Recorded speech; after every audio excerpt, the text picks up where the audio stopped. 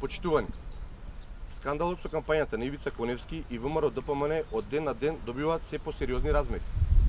Коневски 10 дена не одговори на поставените прашања и се уште тврди дека неговата реклама е бесплатно изработена и емитувана на 3 различни телевизии. Внимавајте, Коневски тврди дека бесплатно се емитувани на телевизија 8 часа рекламни спотови или неверојатни 349 емитувања. Законот за медиуми јасно дефинира дека со бесплатно емитување се значува соопштенија или кампањи од јавен интерес и апели за добротворни цели. Во Законот за медиуми јасно пишува дека субјектот, во овој случај општина Аеродром, е должен да побара мислење од Агенцијата за медиуми, која треба да одобри дали дадената кампања е од јавен интерес или не. Дури потоа, медиумите смеат бесплатно да ја емитуваат.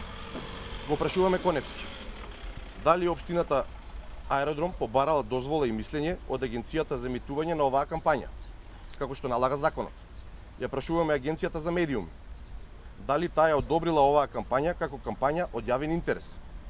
Само така, оваа кампања медиумите можеле да ја емитуваат бесплатно. Според нашите сознанија, ниту општината побарала мислења, ниту пак Агенцијата дала. Ако е така, ова е безобразно кршење на уште еден закон. Се отвара сомнеж за криминал од големи размери, ако се земат предвид скапите минути за рекламирање на телевизиите. Почитувани, постои сомнеж за корупција, односно размена на услуги со фирма која поволно го користи војниот базен на сметка на бесплатно изработување на скапи спотови. Постои сомнеж за кршење на законот за кампања од јавен интерес. Очигледно е дека постои сериозен криминал во оваа афера. Ги повикуваме надлежните органи да го истражат овој случај, а медиумите будно да го следат развојот на настаните. Нема да дозволиме општина Аеродром да работи за лични и партиски интереси на Коневски и ВМРО ДПМН, наместо за доброто на своите граѓани.